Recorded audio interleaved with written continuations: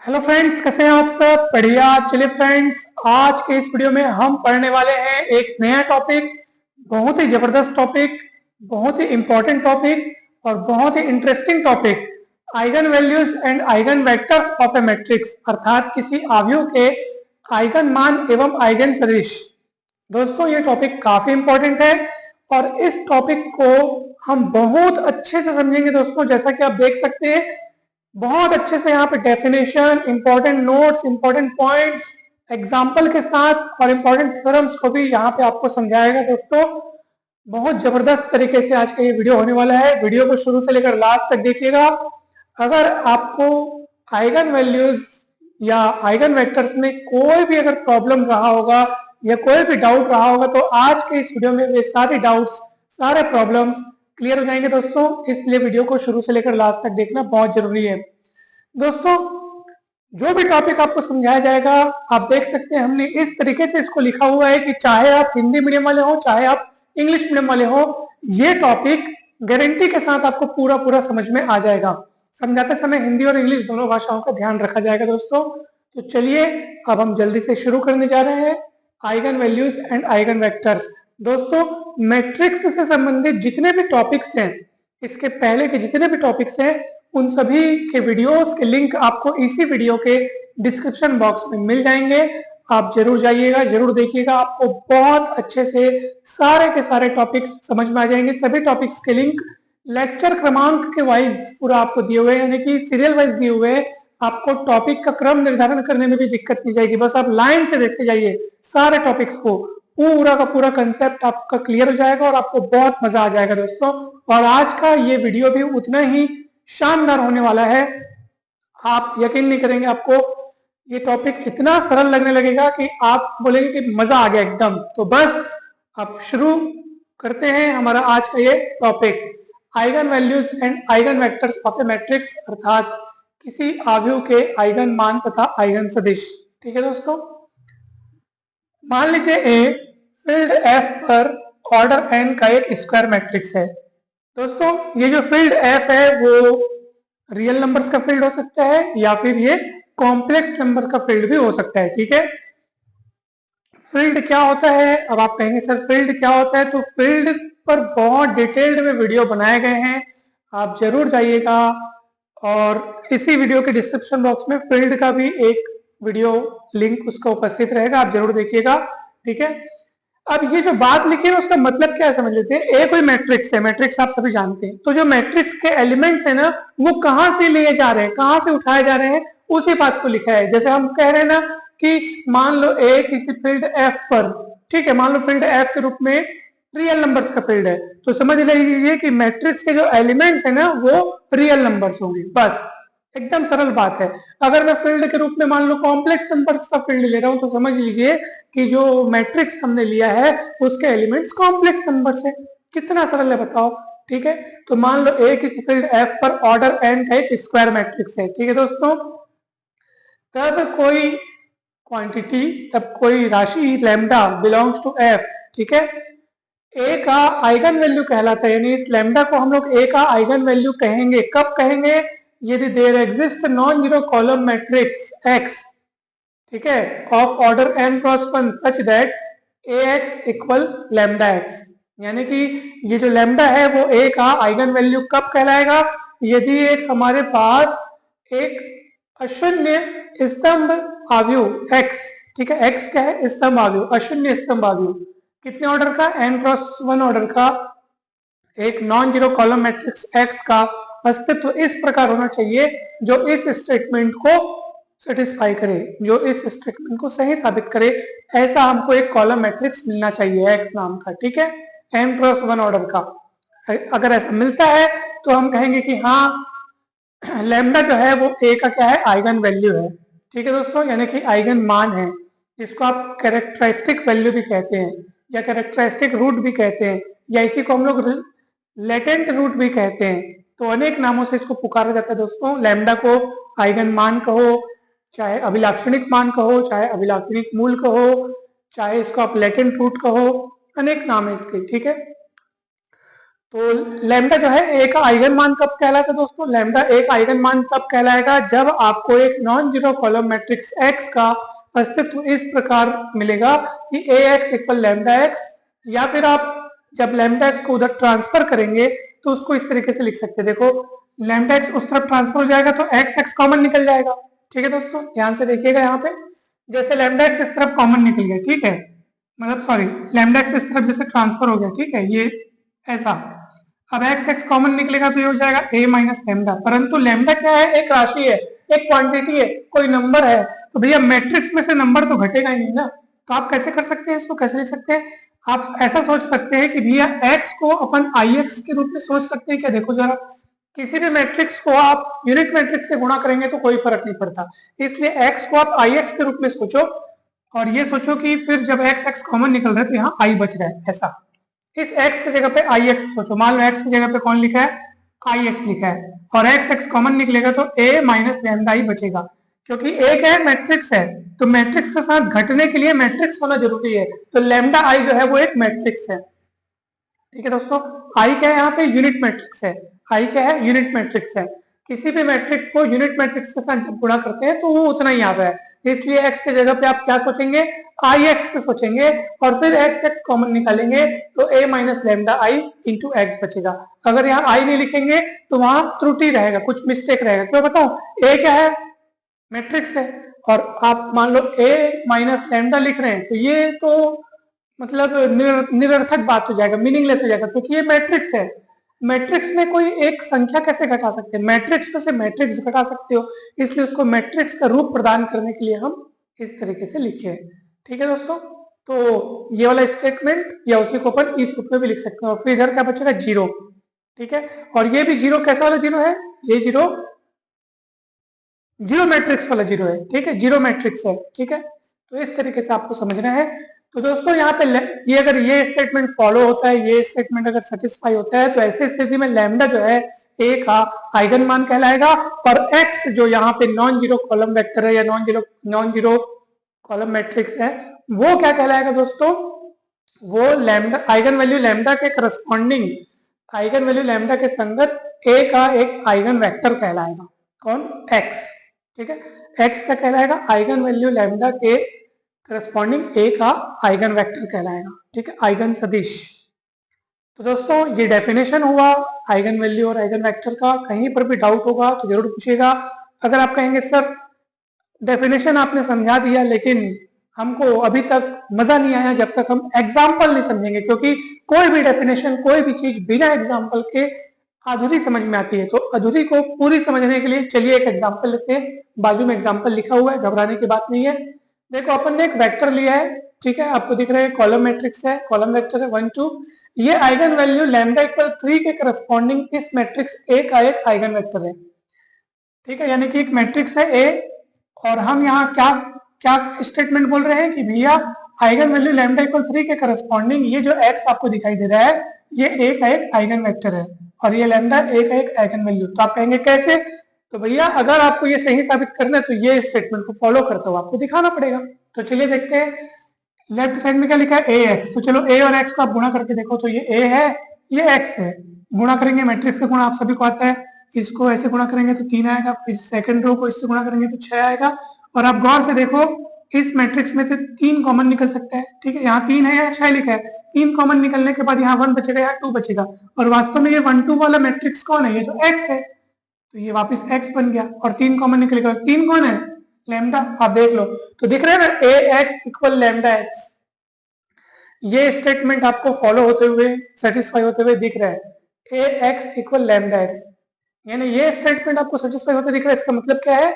यहाँ पर जो 3 है वो ए का आइगन वैल्यू है, और वो जो एक्स है यानी कि ये वाला जो कॉलम मैट्रिक्स है वो इस लैम्डा इक्वल 3 के करस्पॉन्डिंग ए का एक आइगन वेक्टर है। ठीक है, क्योंकि उसने इस स्टेटमेंट को सेटिस्फाई किया है, तो आप देख सकते हैं। ठीक है, किस तरीके से आप ये बना हुआ एग्जाम्पल बेस्ट एग्जाम्पल है, सरल सा उदाहरण है, आपको इस डेफिनेशन को समझाने के लिए यहाँ पे लिखा गया है। अब देखते हैं इंपॉर्टेंट नोट्स। ठीक है दोस्तों, किसी भी मैट्रिक्स ए के सभी आइगन वैल्यूज के कलेक्शन को या सभी आइगन वैल्यूज के सेट को ए का स्पेक्ट्रम कहते हैं। हिंदी में इसे कहते हैं मानवलीय। मानावलीय कहते हैं, और इंग्लिश में इसको बोलते हैं spectrum, set of all eigen values of A. Clear है? चलिए दूसरा नोट देखते हैं क्या लिखा है। लैम्डा किसी स्क्वायर मैट्रिक्स ए का आइगन वैल्यू होगा यदि और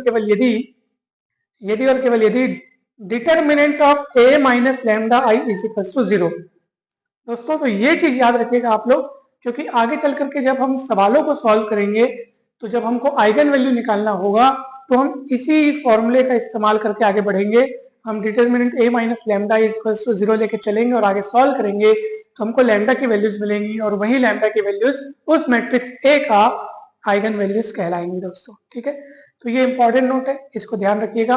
अगर आप कहेंगे सर ये नोट आपने लिख तो दिया है लेकिन आया कैसे, उसको भी समझाइए। चलिए उसको भी समझ लेते हैं। दोस्तों हर चीज बहुत सरल है, बस आप धैर्य रख के सुनते जाइए, समझते जाइए, और कहीं पर भी डाउट होगा तो कमेंट करके आप पूछ सकते हैं, हम उसका अवश्य ही उसका आपको सॉल्यूशन, उसका निराकरण जरूर करेंगे दोस्तों। ठीक है, चलिए अब आपको बताता हूं कि वास्तव में ये हुआ कैसे है। ठीक है, देखिए मैं इसको मिटाता हूं क्योंकि मुझे समझाने के लिए खाली जगह चाहिए। देखो भाई, आप देख सकते हैं कि इस स्टेटमेंट का मतलब ये भी है। ठीक है, अब देखो आप यहाँ पर a माइनस लैम्डा एक मैट्रिक्स है जो कि x के साथ गुणे में है और बराबर में मिल रहा है जीरो मैट्रिक्स। x कौन है भाई, x कौन है बताइए, x कौन है यहाँ पे, नॉन जीरो कॉलम मैट्रिक्स है। मतलब x यहाँ पे हमारा नॉन जीरो मैट्रिक्स है। नॉन जीरो मतलब कि हम, आप गौर से देखिए, हमने जब इसके पहले, अच्छा एक खास बात दोस्तों आपको बता दो, एक खास बात, आइगन वैल्यूज और आइगन वेक्टर्स वाले टॉपिक को समझने के लिए, क्योंकि जब हम आगे सवालों को समझेंगे तो हमारे पास लीनियर इक्वेशंस मिलेंगे, है ना भाई, और उन लीनियर इक्वेशंस को सॉल्व करने के जितने भी नियम कानून है, जो भी रूल्स है, जो भी तरीके हैं, उन सभी तरीकों को समझना जरूरी है। क्योंकि भाई वो अगर हम समझेंगे नहीं कि भाई किस स्थिति में कितने लीनियरली इंडिपेंडेंट सॉल्यूशंस मिलेंगे, कब क्या होगा, ये सारी चीजें जो है वो लीनियर इक्वेशन से सॉल्व करने के नियमों में हमने समझी हुई है पिछले वीडियोस में। क्योंकि लीनियर इक्वेशन सॉल्व करोगे, आप अननोन क्वांटिटीज की वैल्यू निकालोगे, तब तो कहीं जाकर के आपको आइगन वेक्टर मिलेगा आगे चल करके। इसलिए आप सभी को एक बहुत ही महत्वपूर्ण बात हम कहना चाहते हैं कि पिछले वीडियोस में सिस्टम ऑफ लीनियर इक्वेशंस को बहुत अच्छे से समझाया गया है, इतना बढ़िया तरीके से समझाया है कि आप उसको देखते ही साथ पूरा का पूरा कंसेप्ट आपका क्लियर हो जाएगा। नॉन होमोजेनियस सिस्टम का अलग वीडियो है, होमोजेनियस सिस्टम का अलग वीडियो है, फिर प्रैक्टिस वीडियोस भी हैं। ठीक है, क्वेश्चन प्रैक्टिस के लिए भी वीडियोस बने हुए हैं, सभी के लिंक आपको इसी वीडियो के डिस्क्रिप्शन बॉक्स में मिल जाएंगे, बस आप उसको देखिएगा जरूर। ठीक है दोस्तों, अब आप कहेंगे सर ये वो वाली बात यहाँ पे आपको याद क्यों आई, क्योंकि दोस्तों देखो हमने वहां पे एक बात पढ़ा हुआ है कि यदि मान लीजिए, चलो ये तो a माइनस लैम्डा ही है यहाँ पे, मैं सिंपली, अगर आप थोड़ी देर के लिए सोचो कि मैं एक मैट्रिक्स है, मान लो मेरे पास a नाम का कोई मैट्रिक्स है, कोई a स्क्वायर मैट्रिक्स है। ठीक है, a क्या है, कोई स्क्वायर मैट्रिक्स है। ठीक है, और आपके पास ax इक्वल टू 0 के रूप में इक्वेशन है, जहां x क्या है आप सभी को पता होगा, x क्या होता था, मैट्रिक्स ऑफ अननोन क्वांटिटीज। ठीक है, मैट्रिक्स ऑफ अननोन क्वांटिटीज, और इधर लिखा है 0, तो ऑब्वियस सी बात है ये होमोजेनियस सिस्टम है। ठीक है, होमोजेनियस सिस्टम में राइट साइड में सारे के सारे कॉन्स्टेंट्स जो होते हैं 0 होते हैं, तो 0 मैट्रिक्स बन गया ये। ठीक है, क्लियर है? अब सुनिए, अब दोस्तों ये जो है a क्या है, a क्या है, a जो है वो क्या है, a स्क्वायर मैट्रिक्स है, ऑर्डर n का मान लो। ठीक है, ऑर्डर n का क्या है, स्क्वायर मैट्रिक्स है। दोस्तों आपको पता है कि अगर मान लीजिए इस a का डिटरमिनेंट नॉन जीरो है, ध्यान से देखिएगा, a का अगर डिटरमिनेंट नॉन जीरो है, ऐसी स्थिति में a का रैंक जो होगा वो पूरा का पूरा n हो जाएगा। अगर a ऑर्डर n का स्क्वायर मैट्रिक्स है और उसका डिटरमिनेंट नॉन जीरो है तो a का रैंक हो जाएगा n, और n क्या है यहाँ पे, n मान लो क्या है, नंबर ऑफ अननोन क्वांटिटीज भी यहाँ पे n है। तो ऐसी स्थिति में a का रैंक और नंबर ऑफ अननोन क्वांटिटीज अगर दोनों बराबर होते हैं तो दोस्तों यहाँ पर होमोजेनियस सिस्टम में केवल ट्रिवियल सॉल्यूशन ही इसका एकमात्र सॉल्यूशन होता है। केवल ट्रिवियल सॉल्यूशन मतलब जो x की वैल्यू है ना, ऐसी स्थिति में 0 0 0 0 पूरा n टाइम्स, ये पूरा आपको मिलेगा। ठीक है, ऐसे करके आप लिख सकते हैं, ये पूरा n क्रॉस 1 का एक आपको कॉलम मैट्रिक्स मिलेगा, ये x की वैल्यू मिलेगी। ऐसा कब होता है दोस्तों, ध्यान से सुनिएगा, बहुत सरल है, कठिन कुछ भी नहीं है, स्टेप बाय स्टेप बातों को आप सुनते जाइए। कब ऐसा होगा, मान लीजिए आपके पास कोई सिस्टम है ax इक्वल 0, ठीक है। अगर उसमें a का डिटरमिनेंट नॉन जीरो है, अर्थात नॉन जीरो इसका मतलब a का रैंक n हो जाएगा, है ना। किसी भी स्क्वायर मैट्रिक्स का अगर डिटरमिनेंट नॉन जीरो है तो समझ लीजिए उस मैट्रिक्स का जो ऑर्डर है, उस स्क्वायर मैट्रिक्स का जो ऑर्डर है ना, वही उसका रैंक हो जाता है n। और यहाँ पे जो x है वो कौन है, मैट्रिक्स ऑफ अननोन क्वांटिटीज, और अननोन क्वांटिटीज की संख्या भी कितनी है, n है। तो ऐसी स्थिति में x का केवल एक ही विकल्प हो सकता, मतलब एक ही हमारे पास फिर आंसर मिलेगा, और वो कौन होगा, जीरो जीरो वेक्टर, मतलब पूरा का पूरा zero zero zero zero, x is equal to zero. यही एकमात्र सॉल्यूशन होगा जिसको अपन ट्रिवियल सॉल्यूशन कहते हैं। परंतु x को तो आपने क्या कहा है, नॉन जीरो कॉलम मैट्रिक्स। तो नॉन जीरो कॉलम मैट्रिक्स आने के लिए जरूरी ये है कि a का रैंक जो है n से कम मिले। और a का रैंक n से कब मिलेगा, जब a का डिटरमिनेंट क्या होगा, जीरो होगा दोस्तों। तो a का डिटरमिनेंट जीरो हो गया, उसके बाद उससे n ऑर्डर से कम ऑर्डर वाले हम माइनर्स को चेक करते हैं, है ना। वो तो बात का बात प्रोसेस है। a का डिटरमिनेंट जीरो मिल रहा है मतलब a का रैंक n से कम हो जाएगा। इसीलिए वही फंडे को अपन यहाँ इस्तेमाल कर रहे हैं दोस्तों, वही उसी फंडे को यहाँ इस्तेमाल कर रहे हैं। तो भैया x हमको नॉन जीरो के रूप में अगर अपने को चाहिए, ठीक है, x जो इस इक्वेशन का एक सॉल्यूशन है, अगर हमको नॉन जीरो सॉल्यूशन चाहिए तो किसी भी कीमत पे ये वाला जो मैट्रिक्स है a माइनस लैम्डा आई, उसका डिटरमिनेंट जीरो होना चाहिए, ताकि a माइनस लैम्डा आई जो मैट्रिक्स है उसका रैंक जो है वो नंबर ऑफ अननोन क्वांटिटीज से कम हो जाए और हमको नॉन ट्रिवियल सॉल्यूशंस मिले, अर्थात नॉन जीरो कॉलम वेक्टर के रूप में हमको x की वैल्यू मिले, ठीक है। इसलिए लिखा गया कि डिटरमिनेंट ऑफ इतना जीरो होना चाहिए। तो ये बेसिक कंसेप्ट था दोस्तों। ये अब आप अगर आपको थोड़ा सा भी डाउट लग रहा है ना कि सर ये सब कैसे हुआ, ये सब डाउट है, तो दोस्तों मैं आपसे फिर से कह रहा हूँ, पिछले वीडियोस आप एक बार देख बस लीजिए, आपका पूरा कंसेप्ट क्लियर हो जाएगा। पिछले वीडियोस बहुत मायने रखते हैं, क्योंकि हर चीज जो हम पढ़ रहे हैं वो कहीं ना कहीं से पुराने टॉपिक से प्रेरित होती है। ये सब चीजें अपन पहले पढ़े हुए हैं, ठीक है।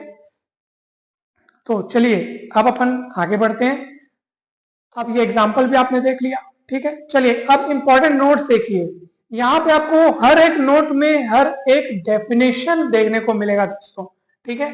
यदि a किसी फील्ड f पर ऑर्डर n का कोई स्क्वायर मैट्रिक्स है तथा लैम्डा बिलोंग्स टू f है, तब ये जो a माइनस लैम्डा आई है दोस्तों, ठीक है, जो ये वाला जो मैट्रिक्स है a माइनस लैम्डा आई, उसको अपन a का कैरेक्टरिस्टिक मैट्रिक्स कहते हैं, अभिलाक्षणिक आव्यूह कहते हैं। क्या कहते हैं, अभिलाक्षणिक आव्यूह अर्थात कैरेक्टरिस्टिक मैट्रिक्स कहते हैं, ठीक है दोस्तों। चलिए दूसरा क्या लिखा है देखो यहाँ पे, और वही जो कैरेक्टरिस्टिक मैट्रिक्स है जब उसका आप डिटरमिनेंट निकालोगे तो उसी डिटरमिनेंट को बोलते हैं ए का कैरेक्टरिस्टिक डिटरमिनेंट, अर्थात ए का अभिलाक्षणिक सारणिक कहते हैं, ठीक है। ए का अभिलाक्षणिक सारणिक कैरेक्टरिस्टिक डिटरमिनेंट कहते हैं। और जब उस डिटरमिनेंट का प्रसार करोगे, है ना भाई, उसको सॉल्व करोगे पॉलिनोमियल के रूप में, जब आप उसको कन्वर्ट करोगे तो वास्तव में वो लैम्डा में एक आपको पॉलिनोमियल दिखेगा n डिग्री का, ठीक है। इसको बोलते हैं ए का कैरेक्टरिस्टिक पॉलिनोमियल, अर्थात ए का अभिलाक्षणिक बहुपद। जब उस सारणिक का प्रसार करके आप उसको सॉल्व करोगे, ठीक है, गुणा करके सारणी को सॉल्व करते हैं ना, तो आपके पास एक बहुपद के रूप में मिलेगा, लैम्डा में एक बहुपद होगा, लैम्डा में एक पॉलिनोमियल आपको मिलेगा, n डिग्री का पॉलिनोमियल, n घात का बहुपद मिलेगा, उसी को अपन बोलते हैं a का कैरेक्टरिस्टिक पॉलिनोमियल, a का अभिलाक्षणिक बहुपद, ठीक है।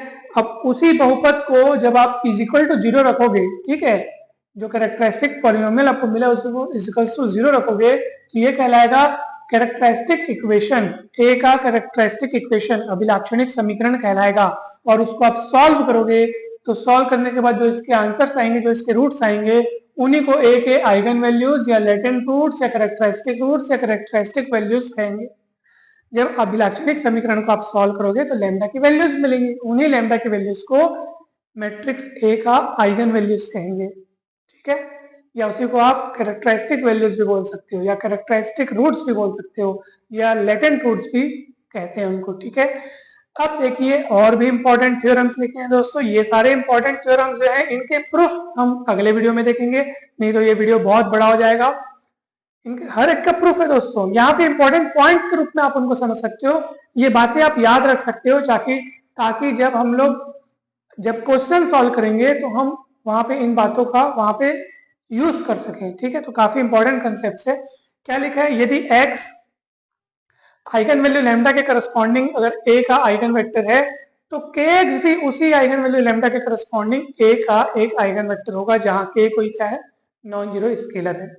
जैसे एग्जांपल के तौर पे ये जो आइगन वेक्टर आप देख रहे थे 1 2 वाला कॉलम मैट्रिक्स जो है वो a का एक क्या है, आइगन वेक्टर है, किसके करस्पॉन्डिंग, इस लैम्डा इक्वल 3 के करस्पॉन्डिंग।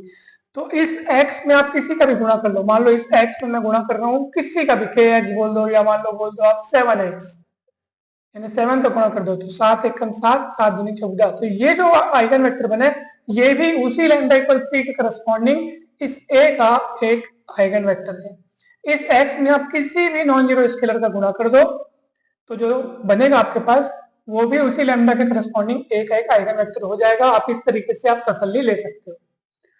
वैसे ही आप देखो सेकंड नोट में क्या लिखे, यदि x1 और x2 किसी मैट्रिक्स A के आइगन वैल्यू लैम्डा के करस्पॉन्डिंग अगर आइगन वेक्टर्स हैं, ठीक है, आइगन वेक्टर्स, क्योंकि यहाँ पे दो है ना तो ये बहुवचन होगा अर्थात प्लूरल नंबर होगा। ठीक है, तो x1 और x2 किसी मैट्रिक्स A के आइगन वेक्टर्स हैं, किसके करस्पॉन्डिंग, आइगन वैल्यू लैम्डा के करस्पॉन्डिंग। तो ये दोनों आइगन वेक्टर्स का योग अर्थात सम भी उसी आइगन वैल्यू लैम्डा के करस्पॉन्डिंग A का एक आइगन वेक्टर होगा। ठीक है दोस्तों, अगर आप दोनों स्टेटमेंट को एक साथ लिखना चाहें या आप अगर सोचें कि सर इनको हम और किस तरीके से समझ सकते हैं, तो आप ऐसा सोच सकते हैं कि मान लीजिए एक ऑर्डर एन का कोई मैट्रिक्स है और आइगन वैल्यू लैम्डा के करस्पॉन्डिंग अगर x1 और x2 दो आइगन वेक्टर्स हैं, ठीक है, एक है आइगन वेक्टर्स है, कौन कौन, x1 और x2 किसके करस्पॉन्डिंग, लैम्डा के करस्पॉन्डिंग। ठीक है, और k1 और k2 ये नॉन जीरो स्केलर्स हैं। ठीक है, तब k1x1 और k2x2 का योग भी यानी कि ये पूरा उसी आइगन वैल्यू लैम्डा के करस्पॉन्डिंग a का एक आइगन वेक्टर होगा। ठीक है दोस्तों, तो इस कंसेप्ट को आप याद रखिएगा। अगला कंसेप्ट क्या कहते हैं, यदि स्क्वायर मैट्रिक्स A के different eigen values lambda 1 lambda 2 and so on up to lambda n के corresponding eigen vectors x1 x2 ये xn है, तो ये मतलब ये x1 x2 and so on up to xn ये सब कौन है, ये सब इन सभी डिफरेंट आइगन वैल्यूज के करस्पॉन्डिंग A के क्या है, आइगन वेक्टर्स हैं। तो कंसेप्ट ये कहता है कि डिफरेंट आइगन वैल्यूज के करस्पॉन्डिंग जो आइगन वेक्टर्स होते हैं वो लीनियरली इंडिपेंडेंट होते हैं अर्थात रैखिकता स्वतंत्र होते हैं। ठीक है दोस्तों, तो ये इंपॉर्टेंट कंसेप्ट्स हैं, इनको आप ध्यान रखिएगा। ये पूरा का पूरा टॉपिक आपको बहुत अच्छे तरीके से समझ में आया होगा, बहुत बेहतरीन तरीके से समझ में आया होगा। कहीं पर भी कोई भी डाउट है तो आप पूछ सकते हैं दोस्तों। ठीक है, आज के इस वीडियो में हम बेसिक नॉलेज देखे हैं। ठीक है, बेसिक पहले उसका डेफिनेशन देखे, इंपॉर्टेंट कंसेप्ट देखे। नेक्स्ट क्लास में नेक्स्ट वीडियो में हम इन पर प्रॉब्लम सॉल्व करेंगे, हम क्वेश्चंस लेंगे, उनके आइगन वैल्यूज आइगन वेक्टर्स पता करेंगे। तो अगला वीडियो भी जबरदस्त होने वाला है। हर वो कंसेप्ट आपको बताया जाएगा जिसकी मदद से आप कठिन से कठिन सवालों को हल कर सकते हैं, कहीं भी कोई भी डाउट नहीं जाएगा दोस्तों। ठीक है, तो चैनल को जरूर आप सब्सक्राइब कर लें ताकि आगे के वीडियोस जब भी अपलोड हों, जब भी क्या वो डेली अपलोड होते रहते हैं तो तुरंत आपके पास नोटिफिकेशन आ जाए। इसलिए आप इस चैनल को सब्सक्राइब कर लेंगे। आप अपनी आवश्यकता के अनुरूप प्लेलिस्ट में जा करके, यानी आप जिस भी क्लास में हैं, बीएससी फर्स्ट सेकंड थर्ड या 11 12 या अगर आप कॉम्पिटेटिव एग्जाम की तैयारी कर रहे हैं, सेट नेट, तो आपको अपनी आवश्यकता के अनुरूप प्लेलिस्ट में जाकर के बहुत सारे टॉपिक्स के आपको वीडियोस मिल जाएंगे। आप चाहे सीजीपीएससी या व्यापम के किसी एग्जाम की अगर आप तैयारी कर रहे हैं तो आपके लिए कॉम्पिटिशन मैथ्स नाम से प्लेलिस्ट बनी है, उसको आप जरूर देखिएगा दोस्तों। तो ये चैनल आपको खूब हेल्प करेगा, जरूर जुड़े रहिए, चैनल को जरूर सब्सक्राइब कीजिए, वीडियो को लाइक एवं शेयर करना ना भूलें। डिस्क्रिप्शन बॉक्स में जाकर के आप सारे के सारे वीडियोस देख सकते हैं, लेक्चर क्रमांक वाइज वीडियोस अपलोड हुए हैं। हमने सारे टॉपिक को बहुत अच्छे से पढ़ा हुआ है, चाहे वो नॉर्मल फॉर्म ऑफ मैट्रिक्स हो, एशेलॉन फॉर्म हो, रैंक ऑफ मैट्रिक्स हो, row rank, column rank, elementary matrices, elementary transformations, बहुत सारे टॉपिक्स कवर हो चुके हैं। सिस्टम ऑफ लीनियर इक्वेशंस को भी हमने बहुत बेहतरीन तरीके से समझा हुआ है, तो आप जरूर जरूर उन वीडियोस को देखिएगा। आज के इस वीडियो में इतना ही। हमने बेसिक देखा है आज।